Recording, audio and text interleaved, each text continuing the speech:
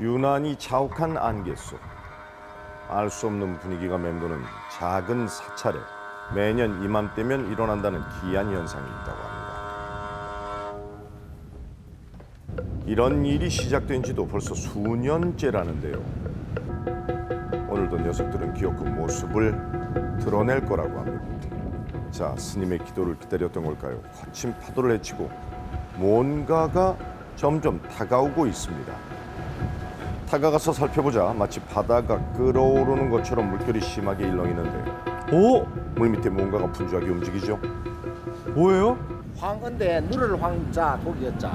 목탁 소리를 듣고 몰리는 신비한 황어떼의 등장에 매년 많은 사람들이 이 사찰로 몰린다고 합니다. 직접 보고도 믿겨지지 않는다고 하는데 야, 물반 고기반이라는 말이 많네요. 이게 무슨 곡이에요 도대체?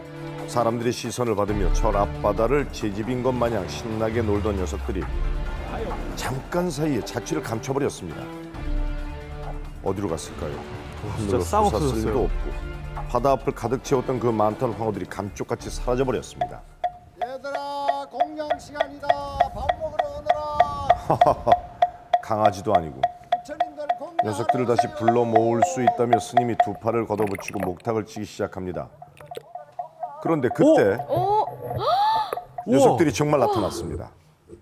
어떻게 한두 마리도 아니고 수백여 마리가 목탁 소리에 사라졌다 나타났다는 걸까요? 밥 주세요. 이름을 나타난 부른 것도 거예요? 아니고 또 손을 타는 녀석들은 더더욱 아니건만 스님은 이 신기한 현상에 대한 비밀을 알고 있지 않을까요? 목탁 치면은 이제 거기 목탁 소리 듣고 들어오는 거죠. 아니 정말 목탁 소리를 듣고 온다는데 이 넓은 바다에서 어떻게 목탁 소리를 알아채고 이곳까지 헤엄쳐 오는 걸까요? 세상 어디에도 없는 말귀를 알아듣는 황어떼가 이곳에 살고 있는 것일까요? 그런데 더욱더 놀라운 건 날이 따뜻해질수록 똑똑한 황어떼의 수가 점점 늘어난다는 겁니다. 6월달 되면 본격적으로 들어오면 그러면 전체 새카마요. 저기 물반 고기반보다 물보다 고기 더 많지. 어류들이 어느 정도 이제 소리에 이제 음파라든지 이런 쪽에 반응하게 돼 있는데 육상에서 하는 부분에 대해서 크게 반응을 안 할 텐데 실제적으로 그거는 조금 아닌 것 같아요. 아하, 황어들이 목탁 소리를 듣지 못했을 거라고 얘기합니다. 그럼 대체 뭘까요? 궁금증만 가득한 채 녀석들이 다시 사라지기 시작합니다. 어허. 자, 고요한 바다, 황어들은 어디로 사라진 걸까요? 스님이 다시 황어를 부르기 위해 목탁을 두들기고 모두가 한 마음으로 녀석을 기다렸습니다. 진짜 와요 또? 설마. 아니요, 어? 황어떼가 코빼기도 비치질 않습니다. 이게 어떻게 된 일이죠? 가는 날이 장날이라 오늘 SBS에서 오니까 얘들이 겁을 아, 오늘이 장날이군요. 황어떼의 비밀을 한번 자주 부르신 밝혀봐야겠습니다. 거 아닌가요? 어찌된 일인지 잠시 후 황어떼들이 또 바다 앞을 다시 가득 채웠습니다. 산란철 아니야 지금? 예? 산란철 아니에요? 요즘 저기 이제 알랄 때 되면 물 바로 나오잖아요. 되거든. 아, 사람들은 한 곳에 물이 지어 있는 이유가 산란기 때문이라는데 군집지어 산란하는 물고기 정말 이곳에서 산란을 하는 걸까요? 그렇다면 낮고 낮은 그런 하천 쪽으로 이동해서 그쪽에서 이제 수온이 어느 정도 맞는 곳에서 좀 산란해야 되기 때문에 하천으로 올라가야 되는 거지. 아니네. 황어들은 원래. 황어는 회기성 어종으로 대부분의 일생을 바다에서 살다 산란을 위해 3, 4월쯤 물이 많은 하천으로 거슬러 올라가는 어종입니다. 그러나 녀석들이 있는 곳은 바다고 수심도 얕아 산란 때문이라면 그곳에 머물 이유가 없다는데요. 그렇다면 그 이유가 뭘까요?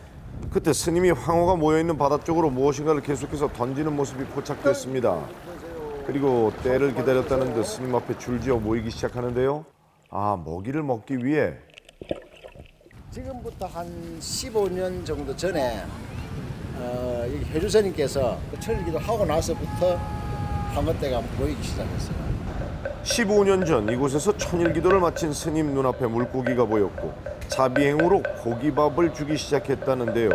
그 후 계속해서 모여드는 물고기 탓에 15년 전 시작된 일이 지금까지 이어지게 됐다고 합니다. 지속적으로 계속 먹이를 주다 보니까 여기가 이제 먹이를 주는 곳이다라는 거의 학습이 돼가지고 얘네들이 나타나는 거죠. 여기서 계속 먹이를 주다 보니까 어릴 때부터 여기 와 있던 이런 황어들이 이동을 하지 않고 있는 겁니다. 물고기가 먹이를 먹기 위해 모이는 것은 어찌 보면 당연한 일인데 하지만 하루 이틀도 1, 2년도 아니고 10여 년이 넘게 이곳에 머물 수 있었던 걸까요? 하나는 물리적인 서식주로서의 적합성과 또 하나는 그 먹이 활동의 적합성입니다. 요 지역은 방파제처럼 자연적인 안반이 보호할 수 있는 이런 수역이 형성돼 있어서 황어가 군무를 이루어서 서식하기에 좋은 조건이 되지 않나 하는 그런 생각입니다. 물고기 밥을 챙겨준 일이 지금은 사찰 신비로 자리 잡았습니다. 서로 공생하는 마음이 앞으로 계속되길 바랍니다.